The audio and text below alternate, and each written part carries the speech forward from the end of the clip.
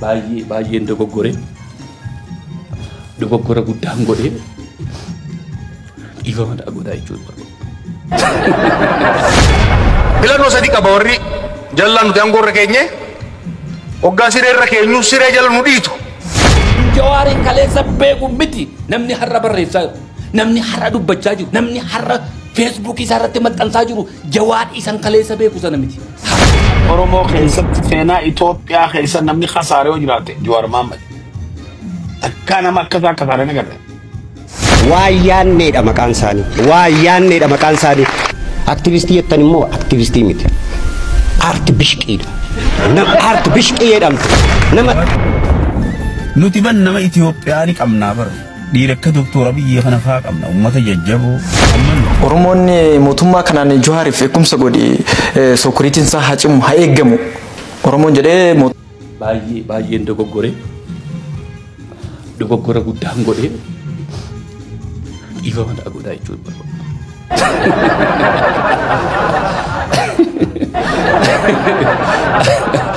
Facebookiin koo YouTubein koo arraba duwwaadha. Silaatuu arrabaan waraqaa ragaa namaa kennatee PhD itti fudhadhan ture arrabaan. Arrabsuus nan beeka, arrabsamuus nan beeka. Keessa turre, keessatti guddanne, ilkaan itti buqqifanne. Sagantaan gaafa sana hojjedhee deeme waa'ee Jawaar Mohaammed irratti namni dogoggora goote haasaan kee kun sirrii miti kan naan jedhu nagar. Kan na arrabsu duwwaan arge. Maaliif wantichatu dhugaadha waan ta'eef na arrabsa. Utuu dogoggorri jiraate hamtish ilaa bakka kana dogoggora jira. Kana sirreeffachuu qabda. Kun sirraan tolu naan jettu. Garuu hundi isaa arraba. Jawaariin waaqeffadha. Sagadaa fi salaataa fi mirga keessan.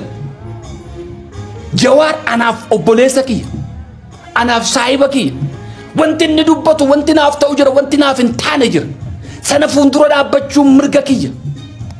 Lakkii kun naaf hin ta'u jawwe jechuun mirga natti qaba. Haganni Oromoof dhaabbatetti. Haganni Oromoofan dubbadha jedhetti. Akkuma si waan barbaadan deeggartan anis waan barbaade deeggaruu mirgatti hin qabu. Akkuma si waan barbaadan qeeqtan anis waan barbaade qeequu mirgatti hin qabu.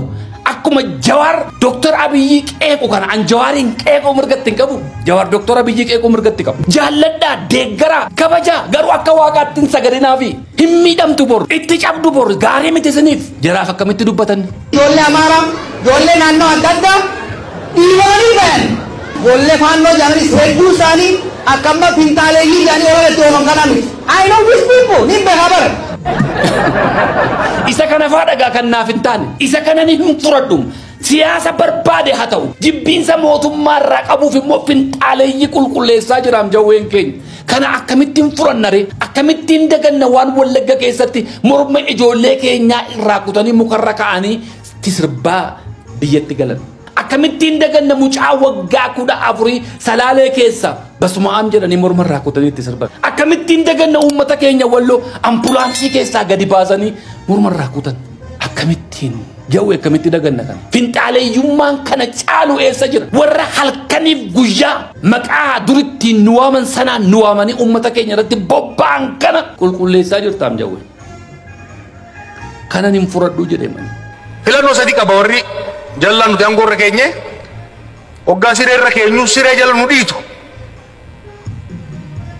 Gabrummaa Ormi akarreetti isa dhiitee oofu jala baafne sireerra baafne sireerraa nu gaffincaanu sireerraa gadi bu'ee mana Oromoodhaa diigu. Baankii alagaarraa fuunee harka isaa keenyaan diroonii bitee qabalee keessatti mana hiyyeessa gubu carraa sadii qaba. Yoo Rabbi barsiisee qalbii horatee karaa deebi'u. Natti fakkaatu isin du'a itti godha. Kalammata warri marsee taa'u kan isa waliin ol baafne fala itti godhee wajjin kufuu manna if baraaru. Sadaffaa walitti haxaayamanii dasti biilii keessatti kufuudha jechuudha.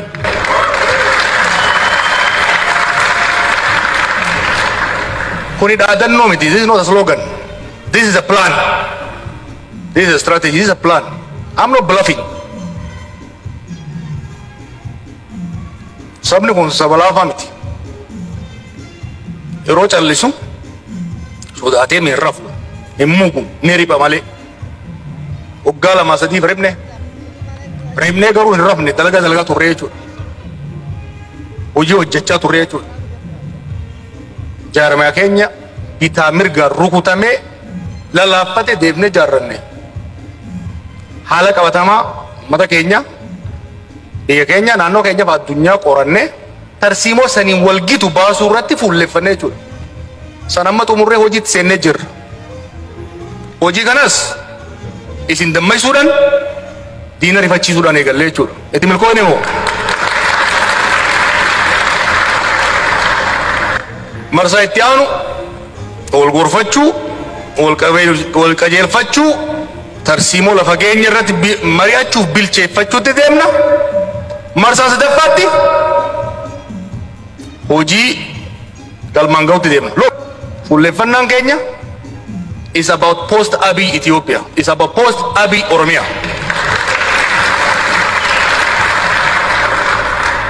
Sirriitti qorannee jirra, itti qophoofnee jirra. Nu dhaggeeffadha. Bakka isin hin galin nu gaafadha. Bakka kanarraa mayne seetan nu gorfadha. Bakka itti akkatti rabbi itti nu kadhadha. Waliin jirra gara fuulduratti deemnaa ni milkooyinaa nagaan na bulaa.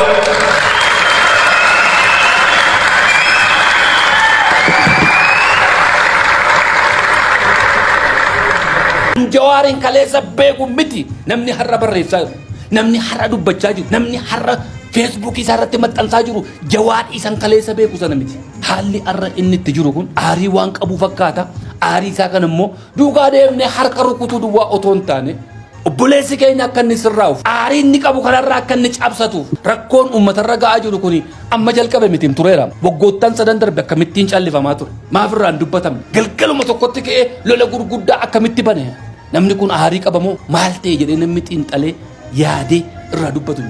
Ijoolleen tokko argaa jira Facebook irratti waan kanaan dura waa'ee isaafaa dubbachaa ture kaleessa finxaaleejiin Jawaarii maaliif jibbu sababii lamaaf jibbama Jawaar biyya kana keessatti tokko Jawaar nuti ban nama Itoophiyaa qabnaa bara dhiira akka Doktor Abiy kana faa qabna uummata jajjaboo amma nuti wanni sitti himnu Jawwe ta duraati Abiy Ahmed Ali kabaju qaba respecti nama kana kabaji nama guddaa ta'e akka nama guddaatti haasa'e akka nama baaragee waa harkaa lafaa bu'anii waa dhabee akka nama gartee waa reebuu deemuu tokkotti haasa'e osoo aartu arriin qaama hundaan si facaate anumaa miti arriin ta'e rabbi rasuulii Jawwe maal bulchu jirta akkanatti arrooyteme wanni ati bulchu jirtu dubartuma tana fiddee tana baasuu kan wal jijjiiruu fa'a malee usteera haa gootee yaachuu jirta badhaadhinni ta'u kun akkana sireerra siin deema quufa firra wallaalteeti amma gabbaatee Itoophiyaa uumaati diiguu dandeessu. Manni Oromoo ganaa haga xurii qeensa jalaa takka irra sin kaayanne nuti nama Itoophiyaa ni qabna nama gayaa nama barnoota qabu kan addunyaan wal qunnamtii qabu kan biyya bulchaa jiru kan keessaa fi alatti bulchaa jiru hoogganoota Oromoo gaya qabna warra akka Doktor Abiy Ahmed Ali dhiira dila tana qabnaa jechuu Jawwe yoo atin dhagayin sitti himna si'uu quban qabu si'uun dhagayfatu Abiyyiini yeroo waan keetuu laaluu fi yeroo waan kee dhagayfatu dabre already pass. Siyaasa barbaade haa ta'u jibbiinsa mootummaarraa qabuuf immoo finxaaleeyyii qulqulleessaa jiraam Jawween keenya. Kana akkamittiin furannare akkamittiin daganna waan Wallagga keessatti morma ijoollee keenyaa irraa kutanii mukarra ka'anii sirbaa biyyatti galan. Akkamittiin daganna mucaa waggaa 14 Salaalee keessa basumaam jedhanii morma irraa kutanii itti sirban. Akkamittiin daganna uummata keenya Walloo ambulaansii keessaa gadi baasanii morma irraa kutan. Akkamittiin Jawwe akkamitti daganna kan finxaaleeyyummaan kana caalu eessa jira warra halkaniif guyyaa maqaa durittiin nuwaaman sanaan nuwaamanii uummata keenya irratti bobba'an kana qulqulleessaa jirtaam Jawwe. Kana hin furadhu jedhema. Kana hin furadhu jechuun jibbiinsa Jawaar jechuu miti. Yaadi kana garuu hin bitadhu man. Isin furachuu dandeessu bitachuu dandeessu ani hin bitadhu gaa jaan. Beekadhu namni kana addunyaa akhirattis kasaaraadha. Nama hanga Jawaar kasaaraan addunyaa kanarratti nagarre. والله أجر سينا غيستي إنما الدنيا رتي نمك جواري كسارة نجر يعني نجر nobody nama hanga juara khasare sena ad-dunya kaysatin agar ya me rabbi sodada sena ad-dunya kaysan nama sena ifi khataba digartani sen sena ad-dunya kaysatti nama ifin hayyuju ifi sena bi khataba digartani juar gar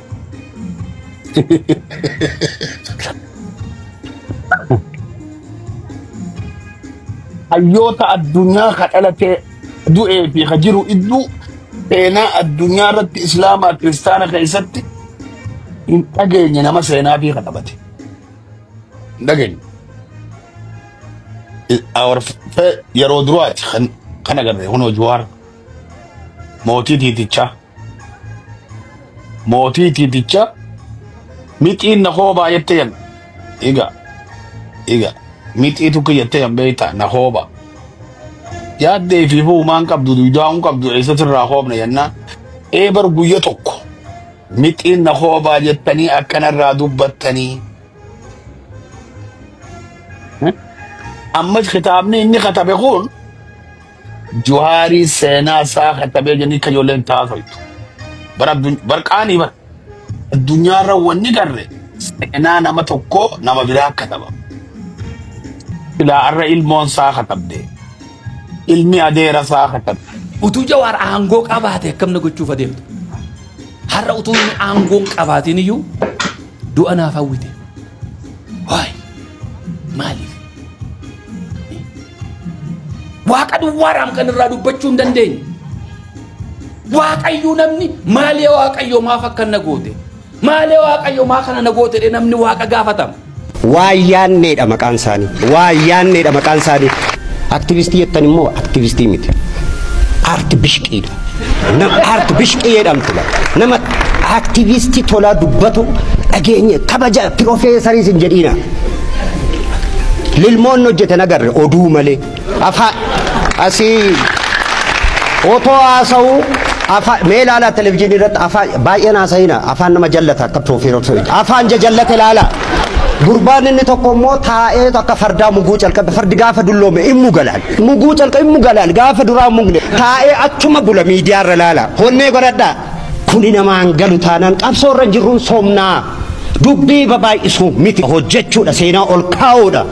Oromoonni mootummaa kanaan Johaariif eegumsa godhi sokoriitiin isaa haa cimu haa eeggamu Oromoon jedhee mootummaa kana gaafatu hin jiru Johaar na eegi jenneen namni kun nu barbaachisa namni kun keenya.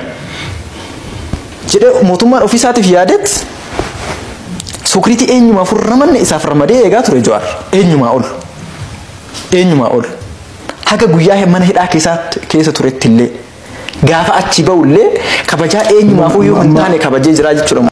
Kana booda Oromoon Johaar Mahammad dhaga'u hin jiru akka bara 2008 sana Oromoon Johaar Mahammad dhaga'u hin jiru maaliif yoo jettanii Johaar Mahammad haasaa isaa keessatti kitaaba isaa keessatti interview media garaagaraa wajjin godhu keessatti soba baay'ise sobatu itti baay'ate jechuudha asoosa keessatti sobatu persentii 90 ol darbe beektu haga persentii 50tti obsaa fi turre garuu amma akka malee bakka haasaa keessatti sobii waan baay'ateef awwaalummaan waan baay'ateef kana booda Oromoon Johaar Mahammad dhaga'u hin jiru yoo girrisa ta'e malee girrisi immoo silumayyuu sammuu qabdu yaaduu dandeessu jechuudha waanuma dhageesse fudhatee antini kanarraa iyyaa ooludha jechuudha tiktookii kanarraa malee sammuu hin qabdu isheen immoo inni teessitus hin malaastus jechuudha girrisi kanuma jechuudha dubbiin nagaan naaf oolaa